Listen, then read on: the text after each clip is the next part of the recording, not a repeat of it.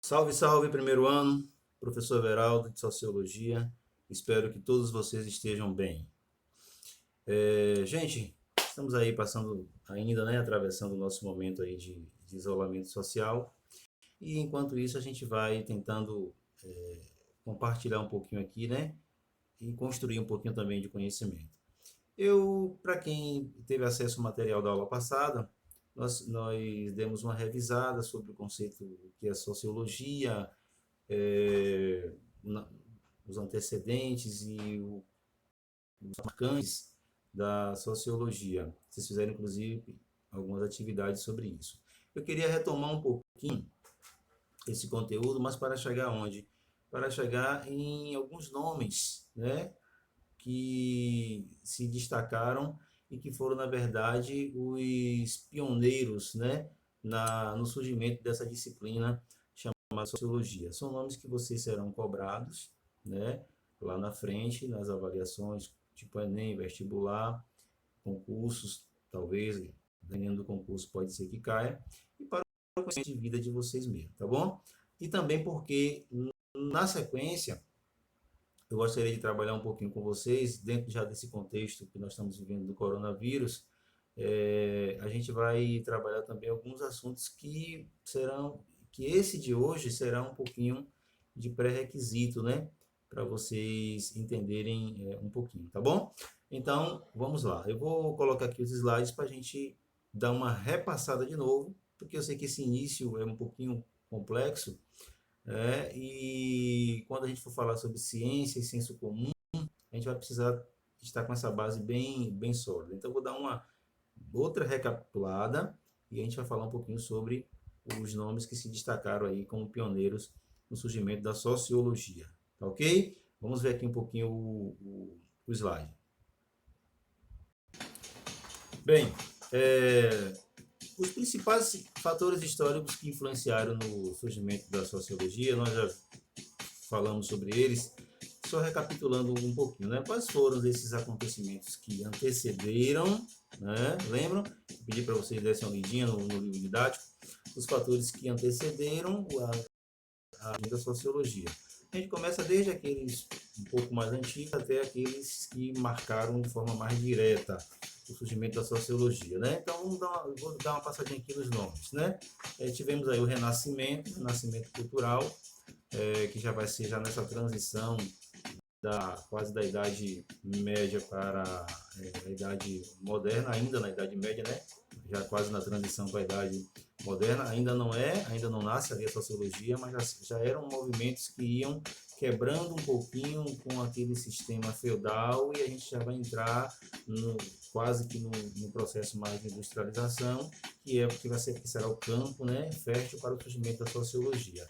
É um movimento que antecedeu, tá bom? Alguns anos antes do surgimento, séculos na verdade, antes do surgimento da sociologia.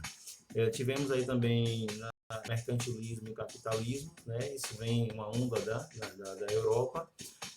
O mercantilismo muito marcado pelas grandes navegações, né? Que acaba chegando aqui no Brasil. E o capitalismo é quando você chega e tem o incremento aí, né? A inserção das máquinas, né? Na produção, que antes era mais artesanal, né? Era mais feito à mão, né? O artesão, máquinas bem rudimentares, né?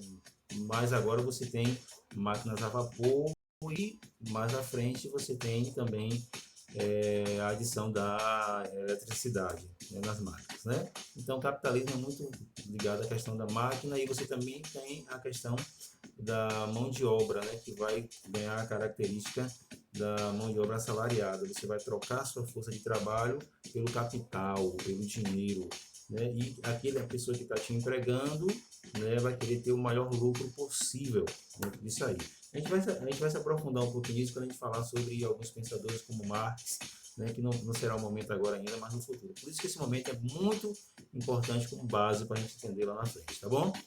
Temos também o iluminismo, né, que é um movimento também, vocês vão ver história mais na frente disso, que também vem para principalmente contestar a questão do poder absoluto na mão dos reis, dos monarcas. Enquanto o Renascimento questionava muito o poder da igreja, né, e valorizava a ciência, o iluminismo vai também valorizar outras formas de governo, onde as empresas vão poder atuar de forma mais livre, de liberalismo, né, e outras ideias de novas configurações de Estado, república, estados formados com 3 poderes e não apenas o poder concentrado na mão do rei. Isso tudo vai trazendo um processo de mudança na mentalidade europeia. E isso vai ter os seus impactos, como nós já vimos, os seus reflexos em países como o Brasil, né? Quando o iluminismo vai influenciar situações como a Revolução Francesa, por sua vez, vai influenciar também na Inconfidência Mineira e vai influenciar na Revolução lá dos Estados Unidos, e essas ideias também vão influenciar na questão da República no Brasil, tá bom? Vamos seguir. Temos também as grandes revoluções, né, do século XVIII,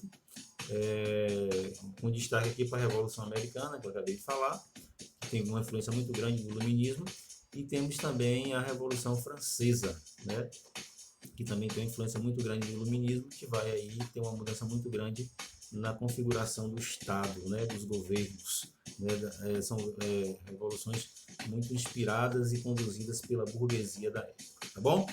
E, por fim, nós temos aqui industrial, que é quando você tem o incremento das máquinas, as pessoas passam a trabalhar nas fábricas, até então aquele trabalho que era mais feito do artesão com seu aprendiz, isso agora vai ser feito em grande escala, né, por meio de máquinas, e aí você tem uma revolução urbana, momento também, muitas pessoas saem do campo para vir para as cidades, você tem uma mudança muito grande na configuração das cidades e na relação entre as pessoas. Isso eu estou só recapitulando, que nós já vimos isso em uma aula anterior, tá bom? Mas onde é que eu quero chegar?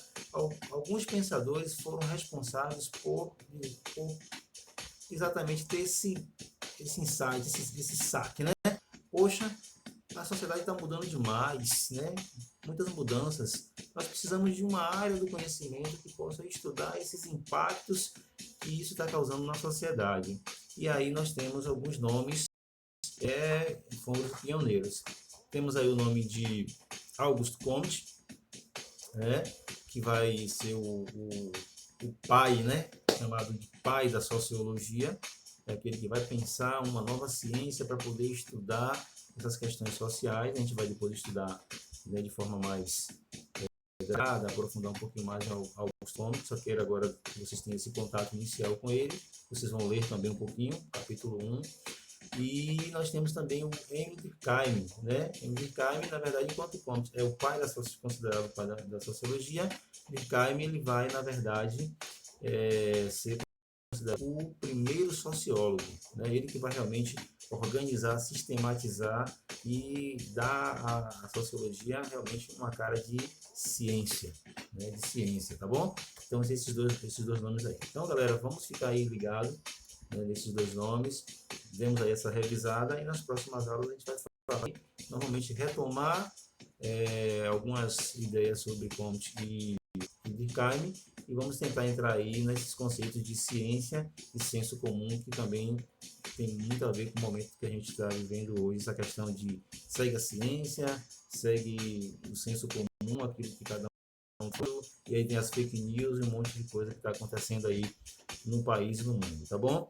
Como orientação de estudos, segue aí leitura do capítulo 1, né? Na aula passada eu pedi para a gente ler um trecho do capítulo 1, agora eu gostaria que vocês aproveitassem esse tempo, continuassem lendo, mas leiam o capítulo, anotações no caderno, né? E eu tenho no grupo aí uma atividade que a gente vai pegar um texto para vocês retomarem tudo isso que eu falei aqui, anotar, ficar tudo direitinho, né, no aprendizado da gente, que é muito importante, e a gente retoma isso aí depois em outro momento, tá bom, gente?